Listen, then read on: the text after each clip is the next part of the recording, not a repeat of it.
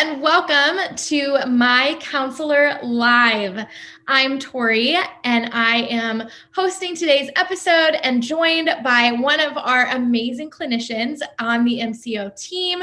This is Mary Faxon, and Mary and I are just going to chat for the next hour or so, answer some of the questions that you've sent in, just talk through some of her expertise, really just listen to her wisdom and everything that she has to share with you guys. So I'm going to hand the mic over to Mary. Mary, why don't you introduce yourself to the people watching My Counselor Live today?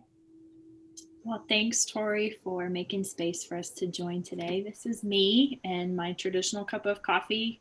Make no bones about it, you will have this in session. It's what we have to do. Gosh, I got to know my counselor just this year. And it was just a joy to learn about them, to hear about the work that they're doing. And I don't know, what's different about me? Yeah, tell me, where are you based? Tell me a little bit about you, your family, kind of your heart behind what you do.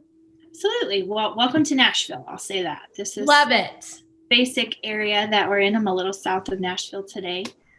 I have lived in Tennessee all my life. I've been blessed to have these rolling hills home. And so our office is located in a little bit south of proper Nashville. So that's where I am. And my family has always been part of Tennessee. And I grew up loving working with social work. I wasn't sure what social work was. Actually, I just knew the work that I loved to do was with people and helping them. So I got sucked into social work right after college, and I loved it. But then the more that I worked with them, it's about 9 years and some change. The more that I loved it, I learned that the hard work that is so necessary in navigating all the changes in life, we don't get a lot of space to do. And we don't get a lot of space to talk about our spiritual life as well. When you're working for the state and nonprofits, it's just not really an option. It's not the goal in that place. So that's what sent me back to school to do my graduate work at a seminary in Cleveland, Tennessee, tiny, tiny town. Lots of good coffee shops. And just decided to dive into counseling work and to do my own heart work that I needed after life and family and lots of different experiences that kind of shape us, and just really wanted to develop those skills to be able to help people when they're feeling stuck and they're hopeless. And a program itself is good, it's needed, but sometimes you just need that one-on-one work. So I was fascinated by that, and I wanted to learn more about that. So absolutely. Brought me to it. Yeah, no, that's beautiful. And I'm actually pretty familiar with Tennessee. My family lives in Alabama, just below y'all. So I am I'm pretty familiar with the area. My husband's family's in Kentucky, so right above you. So we go back and forth traveling through Tennessee pretty often and love Nashville. So love that. And then I also just want to know, because you just kind of touched on your experience with social work, what clients are you typically working with? What clients do you kind of thrive working alongside? Great question. So I love working with families. I don't do that in therapy, not right now typically, because the therapeutic side is still different. I'm used to working in all kinds of circumstances with families, everybody climbing on top of everybody and trying to get goals accomplished. What I love being able to do is to sit down with individuals and couples and to be able to get down to the heart talk. And sometimes babies are involved because you can't manage life all down to the nitty gritty. Sometimes it just happens. Babies wake up and you have to do that in session 2. It's okay. But I really enjoy getting to talk with individuals and just let them have a space to say hard things that maybe they can't say out loud to themselves. Maybe they haven't had a chance to say it out loud to their husband or their wife. And it's just really hard to walk through that. Surprisingly, the 2 areas that I don't know if enjoy is the right word for any of painful circumstances we walk through, but getting to walk with people through processing grief is something that's near and dear to my heart, just from my own life experiences, that it's not something we're wired to go through alone. And but all the elements that are in grief, our culture a lot of times kind of pushes down, and we got to get back to work. We got to get back to all the things we have to do. So it's really close to my heart to be able to talk with people and give them elbow room to just go, hey, this is here. This is in my heart. This is affecting parts of my life. I don't really want it to, but I don't know what to do with it. So yeah, just Yeah. provide that space. No, that's beautiful. And, you have an article that is kind of on the subject of stress. And, stress can be a part of that grief piece, that can be a small part of that, and of people processing through grief. And I really am excited to chat through this article today because I think it's a little bit different. Typically, you see articles that are like, 4 ways to help your stress and like 4 things that are great for stress and like things like that. But this is actually top 4 stress relievers that could actually be stealing your peace, which is so interesting. But I think that that is almost like a better approach to talking about stress, is talking about maybe like what culture and what the world kind of says to do that might actually be hurting you and might not be letting you process stress, process grief the right way. So we're going to jump right into this article today. I'm excited to talk about it because Lord knows that I need help with my stress always. And so I was reading through this article and like, oh, really? Like that might actually be hurting me. So super excited. So my first question is just, who did you write this article to, and what kind of inspired you to write it? Probably me, myself, and I first. These are the things I have to remember desperately, but also for just my neighbor, my family, my friends. When we're trying to be responsible adults, and we're trying to figure out ways and be independent and go, I don't want to be a burden to anybody, but how do I manage this? I meet so many people outside of counseling that have walked through trying to find ways over and over and over again to manage their stress, to manage their symptoms.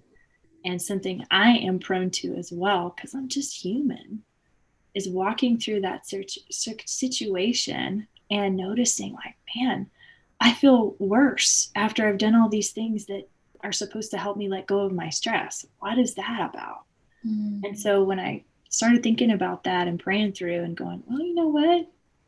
There's really some need for balance, and there's really some need for what is my actual lack in this moment, not just my emotional state right now. Like, what's it telling me about? Those emotions have a purpose. They're telling me. They're signals. Yeah. It's like traffic cones. Like, there's a pothole. Don't go here. Help. So when that happens, I just wanted to write it in a way that was like, I know I need to do crunches. I know I need to eat celery instead of French fries. I know I need to do this, but and what? Because I like French fries. So that's kind of the heart behind it. Like, I love it. The heart behind it. I like French fries, but you're telling me to eat healthy. I love that though. And I think that that is so, so important because there is a balance, right? There is a total balance between resting and also not digging yourself into a hole and like, still getting out there, still being with people, which is still important, but also having that time to yourself. And it is such a balance. And I think that the way that you word things through this article is really helpful. So next question, could you just expand on what stress is? Obviously, we all kind of have the thing that we go to in our minds when we hear the word stress.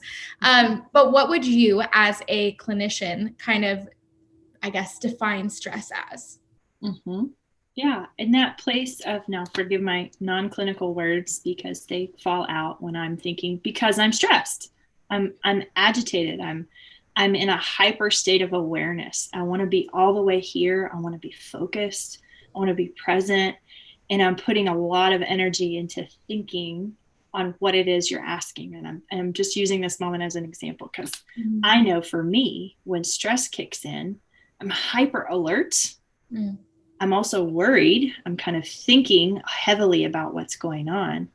But my anxious thoughts start to manifest in my body in different ways for different people. So for myself, I know that sometimes it gets to tightness in my chest. It gets to, I sweat sometimes. Sometimes I can cry and sweat at the same time. I'm just super talented to be able to do those things because I'm human and I'm a girl. It comes out that way. But in that place, stress can come out in different ways. But it's that heightened place of you're thinking intently about something, your emotional focus and your concern are focused really specifically on something that you want to do. And we interpret it as this is stress. It can be an environment, it can be if there's a house fire going on, I'm stressed, I'm worried, I'm thinking about it. But it's a state of attention, if I can put it that way. It's a focus. I get stressed when I think about many different things, and the levels of those stresses are different. Some of them are healthy, right? We need motivation of stress of, I'm going to be late for this meeting that's really important because we're going to do some important things together. That's a healthy stress. So like, I need to plan, I need to get ahead. But when it tips over to an unhealthy place, it's when my mind starts to kind of spin, and I can't stop thinking about what could go wrong. I start thinking about, oh my gosh, and if this, then this, and if this, then this. That's natural, because we need to be good planners. We need to be prepared. But on the flip side, if I just keep going down that road, it kind of just ends us up feeling lonely and fearful, because that's the core that can end on that street. That's the old rickety house that I just don't want to live in. So if I pull back and I'm aware that some stress is natural, it's those hormones that we need to keep us activated. But if I slide down to that other place, that's when it becomes destructive. Does that make sense? Yeah, totally. And I like the idea of thinking about stress as sometimes being a good thing. As I like thinking of healthy stress and what's natural, because I do think that maybe even as Christians, we have a tendency to think, I'm stressed, I shouldn't be stressed, I should have peace, I should be totally relaxed. But sometimes, like you said, like stress, puts us into a position where we plan, where we, get to a good spot. It can be healthy. And so I like the idea of thinking about it that way. I think that that's really awesome. And, I have a generalized anxiety disorder. So my next question is, obviously there is an unhealthy stress. What would you say is kind of the difference between a diagnosed anxiety disorder and kind of experiencing stress on like that level, and healthy stress and just stress in general? If someone's stressed out a lot, do they have anxiety, or are they just stressed out a lot? What's kind of the difference as a counselor that you would say to that? It's a great question. And I really appreciate you sharing that too, because it's hard when you're navigating those places in life and you're realizing, okay, what is the balance? Is my life really stressful? Are there a lot of elements that keep me busy that I'm choosing? Part of why we wrote the article was to go like, what are the elements that are necessary? What are the outside stressors that are just part of my life right now in this season? Right. And obviously with an anxiety disorder, there are things that are just like stressors that you can choose to allow you to, get in that like tight chest place or not, you know what I mean? Even though it's still, a disorder and it's still a mental illness and it's still really difficult, there are situations like external, stressors that we have a choice over. Yeah. And being willing to, and I'm so glad you brought the faith aspect into it too. So many times when we're walking through that, and I'll get to that place of, I'm stressed, I'm fearful of a lot of different things. Is one of them the aspect of my habit, because I grew up in a stressful environment. This was how we learned to respond. This is what we do when we're afraid. This is what we do when there's sadness. We respond in this way. Some of it is when we grow up. Some of it is how we learn to navigate. And some of it is how we've learned to make up for what we weren't shown. Sometimes it's like, well, this got me through. I'm surviving. I don't know. I'm just going to stay busy. I'm going to keep moving. And if I think 5 steps ahead, I'm going to be safe. Mm-hmm. And sometimes that's just how we've survived. And in the middle of it, when our faith is supposed to be informing us, sometimes the messages we can get is, like you pointed out, I'm stressed, I must be sinning. And then what comes in? Shame. Like, oh no, I don't trust God. Oh no, I got to do 5 Hail Marys, or oh no, I got to go walk around the block, and didn't go to church enough, or I didn't read my word enough, or like, they're good stressors to notice. When you feel that pain and that fear of like, do I trust God then? Is this real? What's going on? The God that I think is pretty clear in scripture speaks about a God who is first patient. And then he is kind. I can see him kind of leaning over to Paul and going like, hey, put patience first. Make sure you put kindness next. Because that's the definition of love, in that he will always show up for us in that, even as we're navigating what our body needs, what our mind has become accustomed to. And as we're learning how to navigate that incredible, awful, wonderful free gift of free will that he's given us to choose with him present, that space in between of going, okay, God, I need to choose you. I need to choose to learn what my body needs. And I can choose a new pattern. I can choose a new habit. That's a hard space to navigate. But even as we're navigating that with faith, to say, I don't have to add shame to that because this is real. If I can say that really clearly, like stress is real. And that anxious thought is so natural. It's part of how he's wired us to stay alive, right? To keep moving. Right. So if I can offer that as kind of an encouraging thought of when that stress comes up and we're navigating it and we're choosing, if we can choose, everybody has a different relationship with God. They have a different experience of encountering him. But just keeping in the back of our mind that truth in scripture that he's kind and he's patient, and inviting him into that process feels clunky and weird at the first time. It feels really awkward, but it's real. And that he's patient with us in that process. And that's part of what we do when we're talking about, what does my body need? My signals are going off, but okay, so what do I need right now? In kindness, I can receive kindness from my own self and from the Lord. Does that make sense? Yeah, no, I love that. I think that is so awesome. And I love that you brought in that aspect of who God is, and who he created us to be. And you also mentioned, those signals. I think one of the biggest things that I have learned on this My Counselor Online team, getting to like interview all of the different counselors, is our emotions are indicators. And that's something I feel like I was never taught. Like I probably didn't learn that until this year, talking with so many counselors and so many of them being like, your emotions are not bad. They're indicators. They're important. They matter. You don't want to like push them away because they are important. They signal, there's trouble, or they signal your body needs this, your mind needs this, your spirit, your soul needs this. They're so important.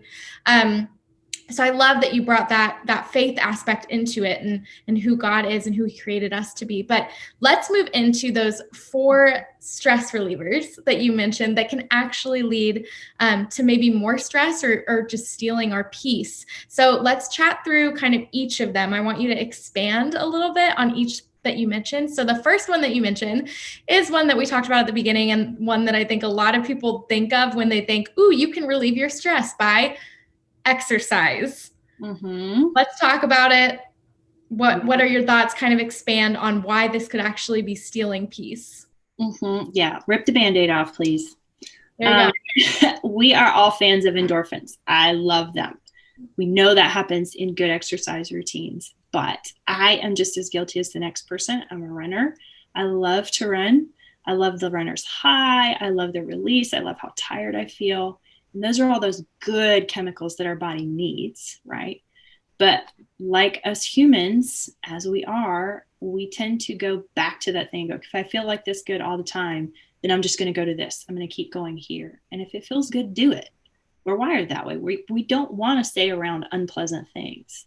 So oftentimes what I wanted to kind of highlight in that was just what we do, because we're human, is to go, it's okay to notice the rest is important too.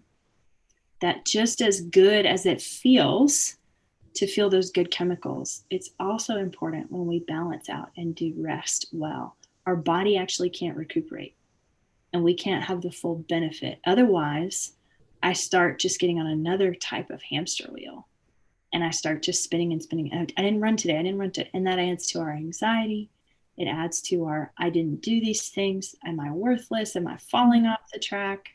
That shame piece, like you mentioned before. Piece. Yeah. And it just weaves together. And that's not what it was designed for. So, and even if you'll talk to athletic trainers, I have some of those in my family. They like to help me stay out of injury zone, thank God, or I would do it because I like to feel good. So I would run more. And they've all told me, if you don't let your body rest, give it the fuel it needs, give it the physical rest, the stretches, those anaerobic kind of exercises, all the in-between things that your body's designed to do, then it can't actually reap the full benefits of the exercise itself. If you push so hard, your body can't regenerate those cellular level needs quick enough. So I was like, oh, I can do that. I like days off. Yes, I can do that. So giving yourself that kind of mental permission to say, no, this is my day off. I'm resting. I'm enjoying the benefits of whatever exercise you enjoy is just as beneficial. Yeah. Oh, I love that. And I think that that's encouraging to hear as someone who likes to run, but like maybe doesn't do it enough or doesn't feel like they do it enough. And to be like, okay, like I'm not failing. I'm not worthless. I'm not putting myself in a situation that is stressful, like by not doing that. I'm just doing what's best for my body and my mind. And everyone is so different, right? Like for some people, like, I have friends who running really is like their stress reliever, and they want to do that like multiple times in the week, and they know that that's what their mind needs. Mm-hmm. I'm not that person. I like to run for fun, not to relieve stress. Like, yeah. You know what I mean? I don't really want to run when I'm stressed. Like it doesn't really fuel that in me. So I think that that's really cool. So the next one that you mentioned is music and calming sounds. I thought this one was interesting because I actually personally like relate to kind of the opposite of that. As you mentioned in the article, kind of silence and that piece. Because I have a really hard time with music and sounds when I am really, really stressed. Like it really elevates that for me. So I'm curious what your thoughts are and if you can expand on this. Yeah, no, I love that you highlighted that too, that difference, because so many people are in a different place. A lot of times our news feed is first, it's news feed. It's sound bites all the time. And we're used to that. We become accustomed to it. So I don't know how many apps, I should have written the number down. I found so many apps for ambionic sounds and just all this calming music. There's a lot of technology out there for it. So it just started telling me like, this is not unique to one person. So simply just looking at our culture in itself, that we're used to a stream of awareness, we're used to a stream of information, and we're used to that place of noise. Even as calming as it can sound, what you highlighted is exactly true. Our mind and our physical senses are actually kind of raw when stress is really high, and it can add to that sense of being stressed out, right? So when you allow yourself that space to just be quiet, to just maybe not fill it with another activity too, but just notice like, man, what are my own thoughts?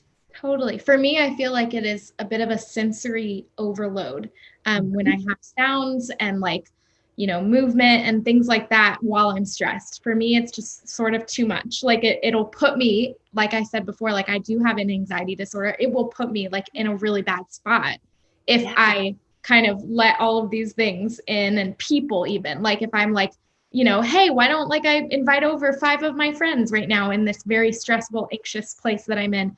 That is more of a sensory overload for me than anything else.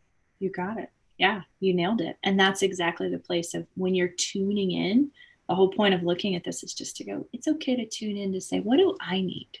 Mm-hmm. What is not on Facebook? What is not on Pinterest? What is not? Yes, these are the 5 recommended areas that are really helpful if you need soothing techniques, but being able to tune into what is unique to my body.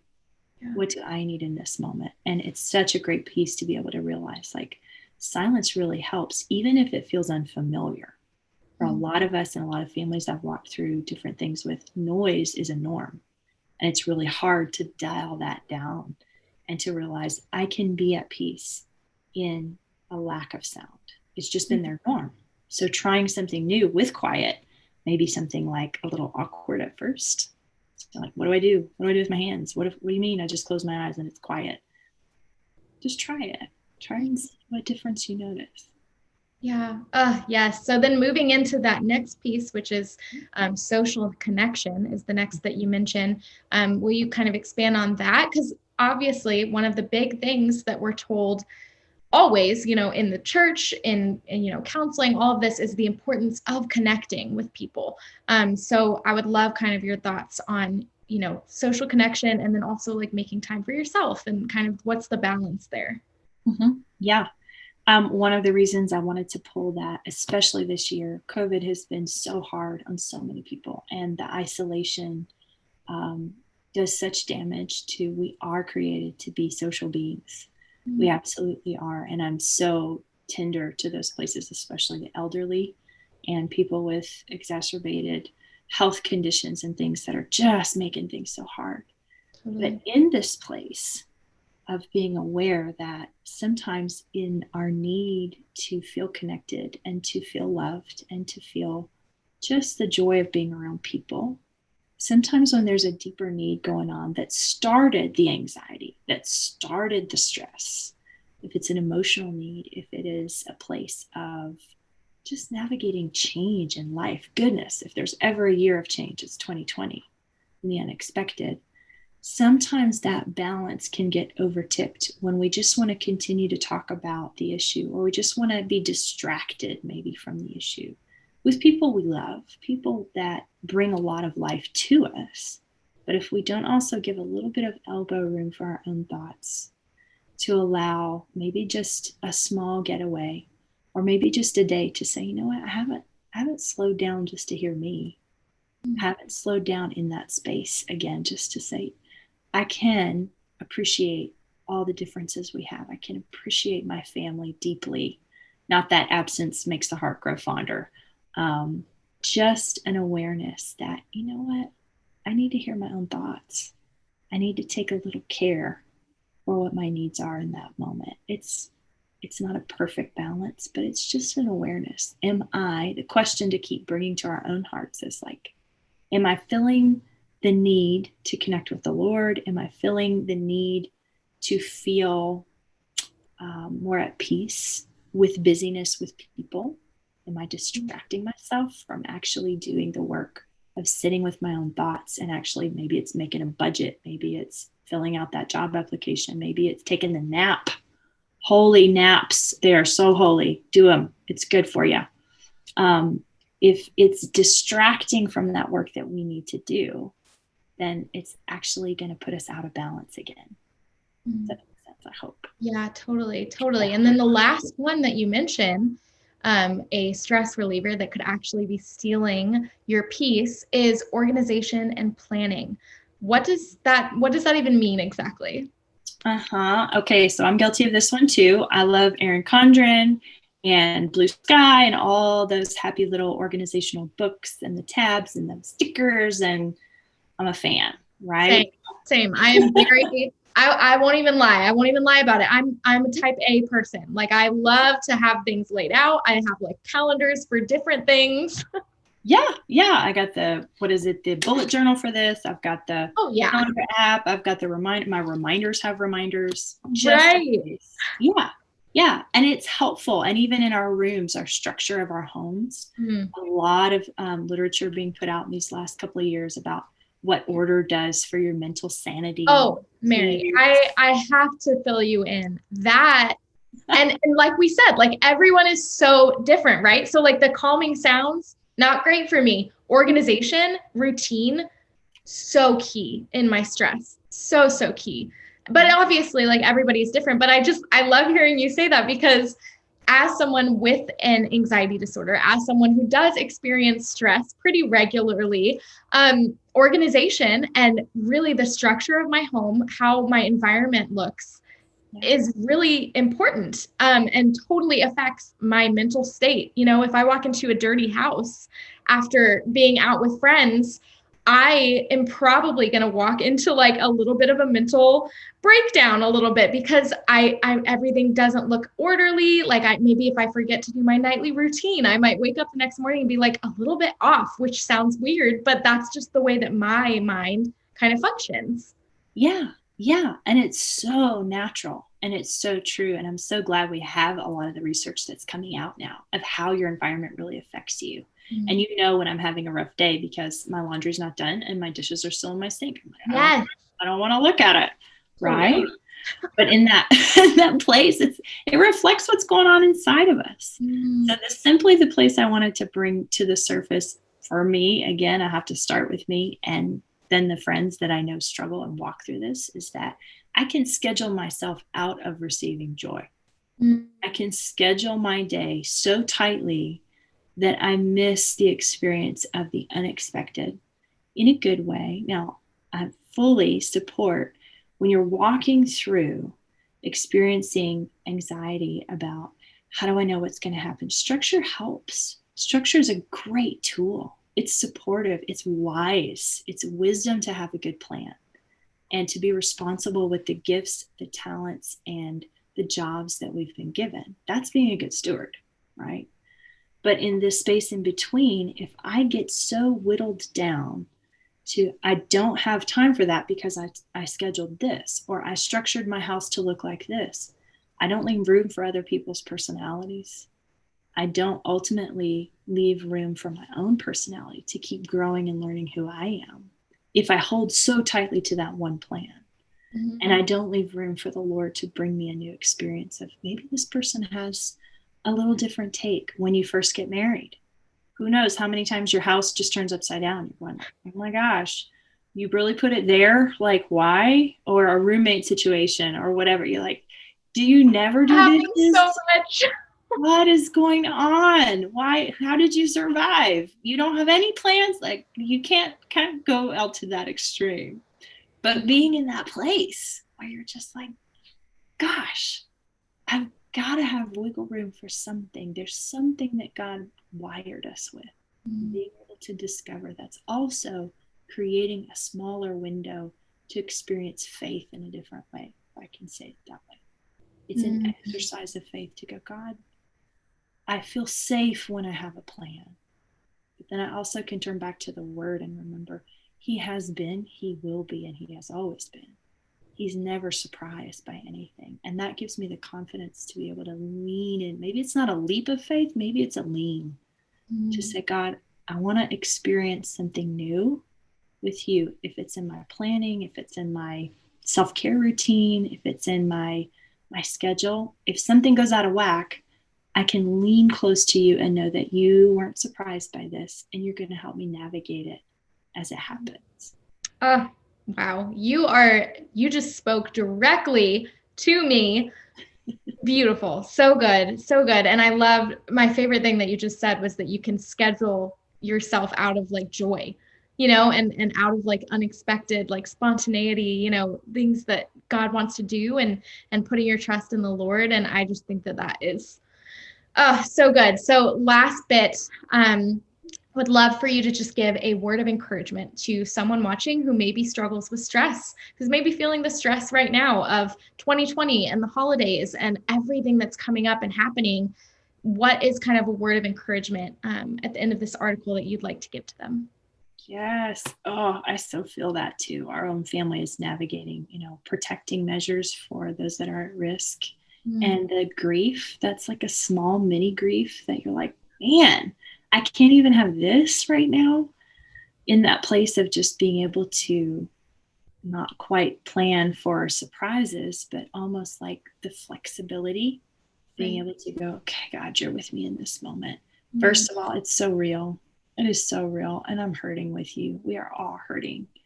And the ability to kind of give yourself the permission to just feel that, go, you know what, this is sad. And I'm kind of angry about it. And God, this doesn't feel okay. This really doesn't feel fair.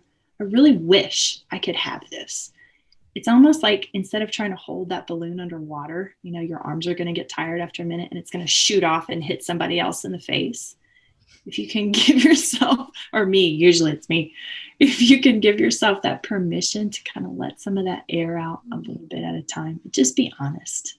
Right. Go, we got to be flexible. We got to figure out, maybe we're all having Zoom Thanksgiving. I don't know. But certainly in this time of stress, being able to find ways that let a little bit of that air out so that you're not alone. Know that for sure. You're not alone in this. And that there's hope, that we can struggle and we can suffer in a way. There's a real grief in that place. And we're not alone in that. It's valid. And that while we're navigating and finding new traditions, we're going to look back at this year and go, oh my gosh, do you remember when 2020 happened? It was miserable. What did we had to wear masks to walk to the dinner table or whatever this season looks like. being able to capture that moment and go, this was so unplanned. I so hated this experience. And there's real loss too. I know for a lot of people who are walking through intense grief, that is just part of the holidays themselves. It's a sad time for a lot of people, a lot of loss in families around this time of year. So just as an encouraging word to say, be honest with your own heart, be honest with your needs, and find someone in that social setting to say, hey, I just need a hug, or I need to just talk on the phone for a minute. I miss this. I really wish we could do this year. I miss so-and-so. Sharing a small memory that's helpful. Writing a letter to somebody that maybe you wish you could connect with in a different way.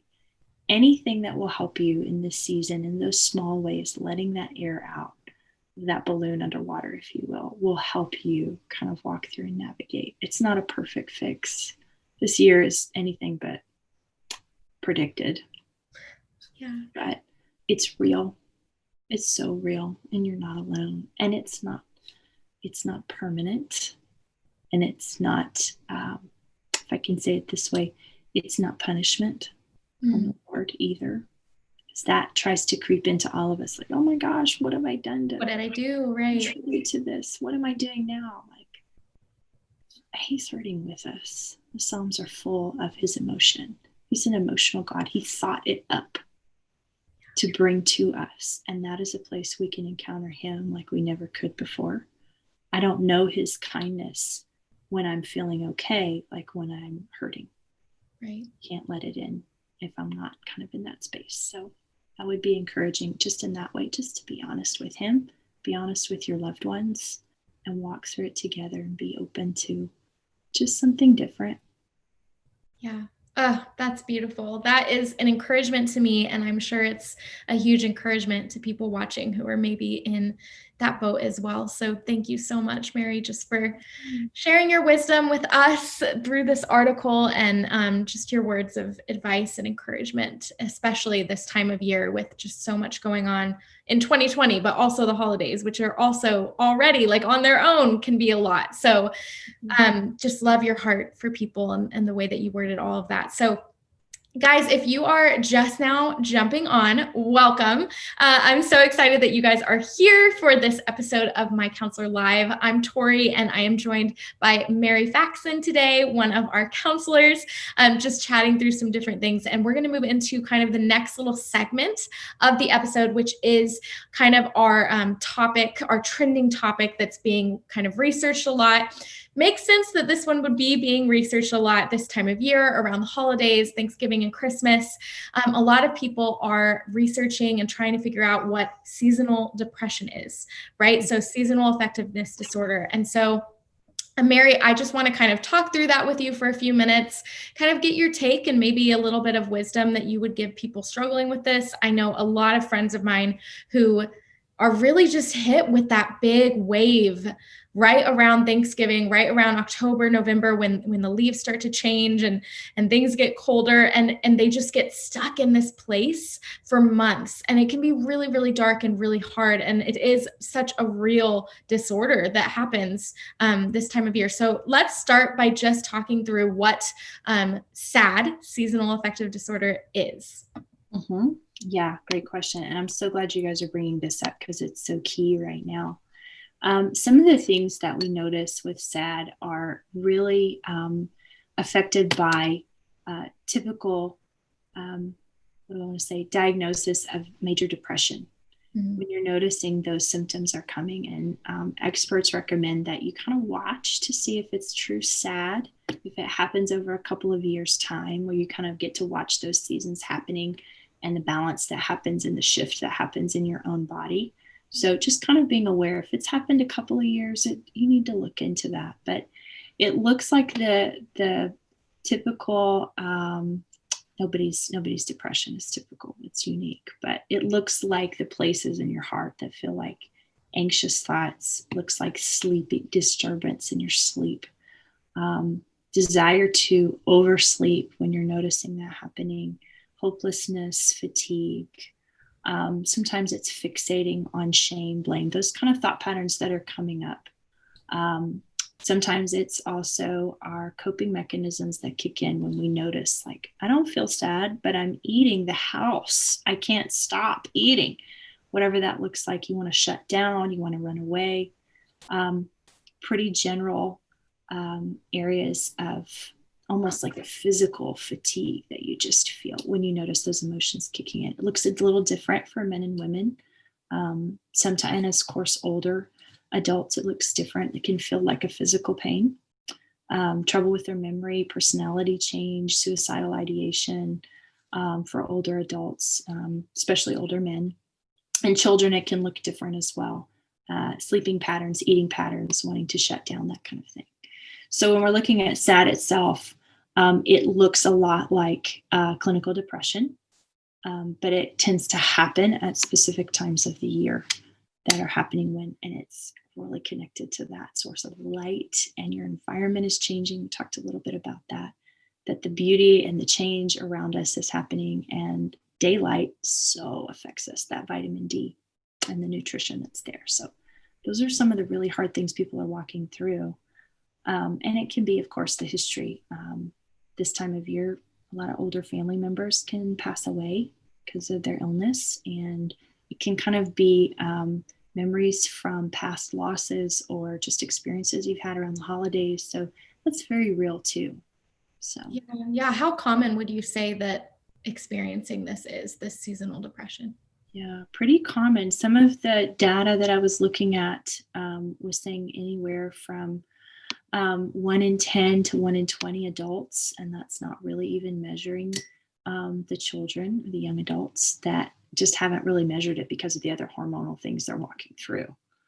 But it can be pretty common for adults here in this nation for sure. Yeah. So how do we fix it, right? How do we kind of combat this? How do we manage that depression, all of those feelings that come up this time of year? I would always tell every individual to talk with their doctor. What do they need? What's this care? What are the symptoms they're noticing? So everybody's body needs are different. They know it's connected to, if it's a true SAD, they know it's connected to light. We need that vitamin D. Some of it is vitamins that can be helpful, supplements or things like that, leafy greens, things like that. But be able to talk with your physician about what it looks like.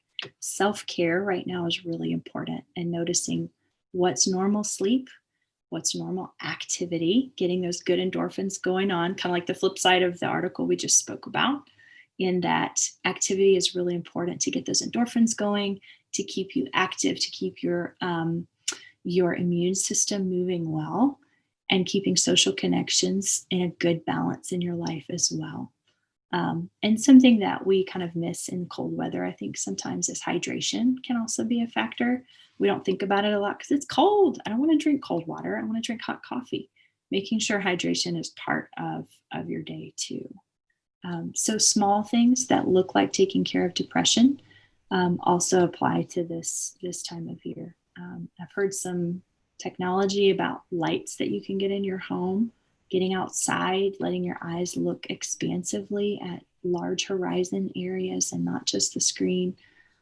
As much as I love to curl up with a good Hallmark movie and just not think about it, it is good to get outside as much as you can, or at least get your eyes looking outside and generating some of those just good movement feelings. So. Yeah.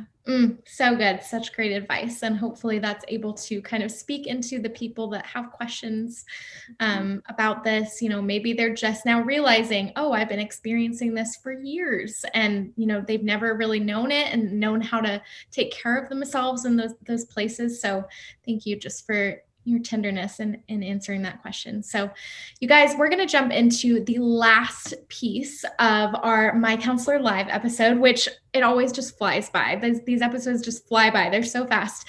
But I'm super excited because this is the part that you are in, our viewers, our people watching. This is where we answer your questions that you've sent in. So if you think of questions as we're kind of chatting, feel free to comment those below, inbox them, send them in online to MyCounselor.Online/ask, and we will for sure answer in a future episode. So I'm going to jump into this first question, which is medication for mental illness bad? I grew up believing it was, but now I'm not so sure. I feel that. That's really hard. Yeah, I think a lot of us in church culture have grown up with that fear. You have faith or you have medicine. You can't have both. Mm. And in that place, I first want to be very honoring of that person who's courageous in asking that question. And our bodies are made in God's image, right? They have natural needs. He's created them with that. And part of that is being able to say, what is my real need right now? Sometimes there's chemical balances that need that support. Medicine is also something that I've just had to walk through and realize, God's given these doctors incredible insight to understand the working of the human body. And whether or not healing comes through a one act of faith, or if it comes through faith and good medicine, it's that care of the creation that he's given us. So if I can say that in an encouraging way, that talk with your doctor, express your concerns, but the faith factor in that place is certainly hard to navigate. But there's a quote that I can't think who the author is, but she has said, if it's hard for you to believe in good medicine, take your glasses off and drive home, because it's the same kind of process of looking at the science of what God has created. And he's given us insight in how to care well for it. Yeah. And I mean, the importance of, like you said, like not just caring for your physical body, but also caring for your mental health and caring for your mind. Sometimes that does require that. And everyone is so different, right? Like sometimes people don't need medication.